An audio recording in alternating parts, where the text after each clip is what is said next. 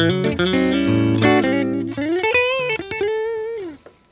got here the Fender Telecaster. 1950 it was introduced, so we're in year 74 of a classic design. You just have to look at American cars of the time, the 50s, and you get these lines. It's an incredible design. It had 2 pickups and a 3-position switch, and a volume control and a tone control. So the pickup switch is really the main bit of it. We got the bridge pickup here, the neck pickup here, bit more subtle, bit more mellow, and then a combination of those 2 things.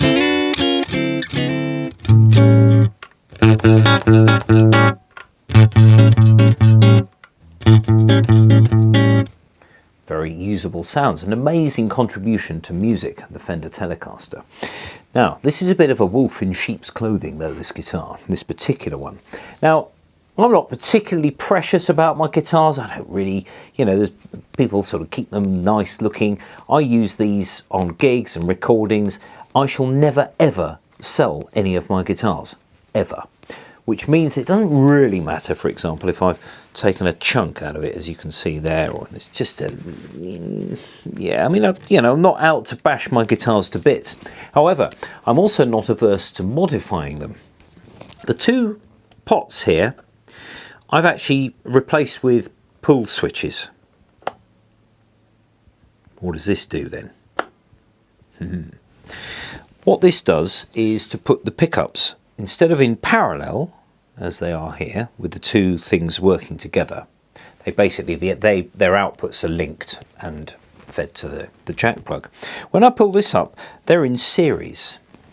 So if I play you the difference between the middle position here, now in series, there's quite a lot more output level there. In fact, huge. Now, below in the description box is a page, there's a link to a fantastic YouTube video where an engineer from America has drawn a diagram and exactly how to wire this up. And you can do this to a Stratocaster as well. I'm going to show you that in a minute. And it's very, very well put together, very clear diagram. If you're handy with a soldering iron, a switch like this is $10, £10, whatever. And it means that you can really get a lot more sounds out of your Telecaster. Now, the tone control here also has a switch on it. What does that do then? Well, in this position, the pickups are out of phase. So instead of this, we got this. Yet another noise. It's quite good for those sort of gentle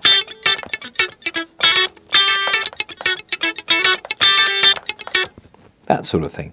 If I pull this other control up so that I've got them in series, they're still in series, but one is wired out of phase with the other.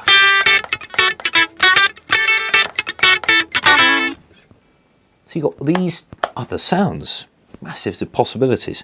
Now, how it works with the series wiring is that when I lift this pot, it puts them in series regardless of where the pickup is, which is kind of handy because you can set up your neck pickup or whatever, or your bridge pickup in the background and just go straight to that when you've finished with the series one.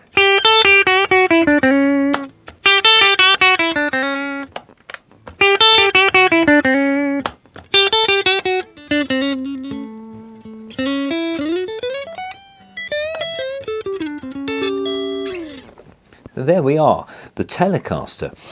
It's pretty good. Now I'm going to show you my Strat because I've done the same thing to that. So I'll just put the Tele to one side. Now the Stratocaster is 4 years younger than the Telecaster as a design. 1954 came out, and it was meant to be the sort of new improved Telecaster, and in fact they've existed side by side for 7.5 decades. It's pretty impressive. Now my Stratocaster here has the standard 5-position switch, so you get your neck pickup, your middle and your bridge, and then the two sort of pickup positions in between, these two in parallel and then these two in parallel. So there's quite a few sounds going on here. Now, as I said before, I'm not too precious about my guitars. This guitar, as you can see, has well, it's just been used, and as I said before, I shall never sell this one either. This was my 21st birthday present, don't you know, from quite a few years ago. So what I've got here are two switches.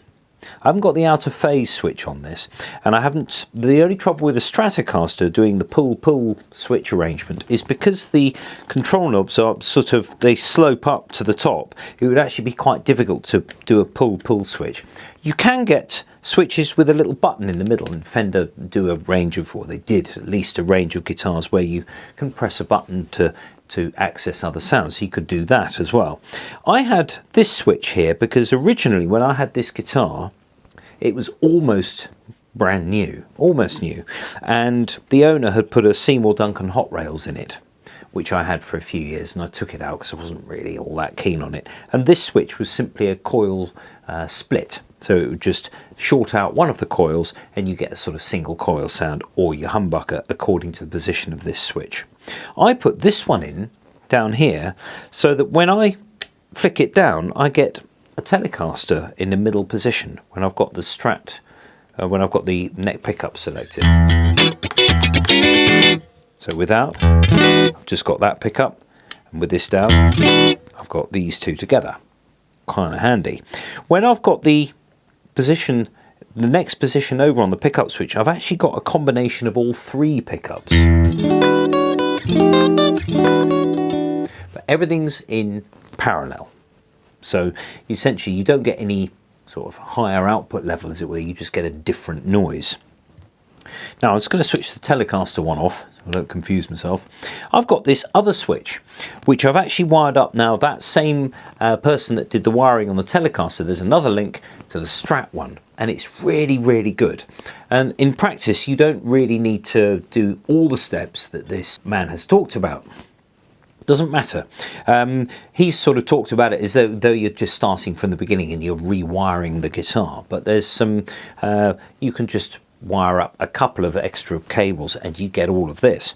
Now this, because it's putting the neck pickup in series with either this one or this one, when you've got the neck pickup selected with the switch down, it won't make any difference because it can't put it in series with itself. So doesn't make any odds. If I've got these two together and I've flicked the switch down, I've actually got exactly the same as the neck. So you get the neck pickup in both places. It's when you flick it to the middle position that it starts to get angrier.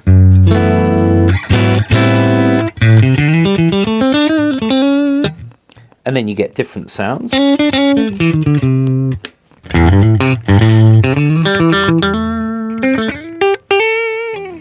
Notice that the sound is darker. You get less treble when you have this, when you have them in series. It's just an artifact of what happens. It's just a sort of, I wouldn't say a disadvantage, because if you're running through a distortion pedal which is generating lots of harmonics of its own, actually it's quite a handy thing to have.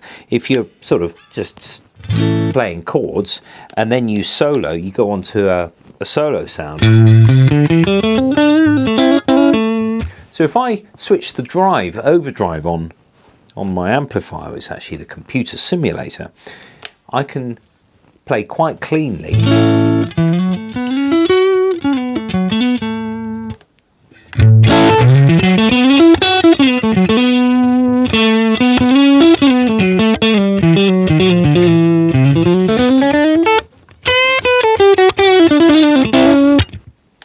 You can get all that bite out of it. So the Stratocaster and the Telecaster, they're fantastic designs, but with a little bit of wiring knowledge and a bit of soldering knowledge, you can make these things really stand up to sort of modern guitars with all these combinations. And you know, the Stratocaster looks a bit, my Strat looks a little bit sort of fiddled about with the switches. But the Telecaster, when you've just got those sort of those hidden switches, the thing still looks like a Telecaster, but it does quite a lot more.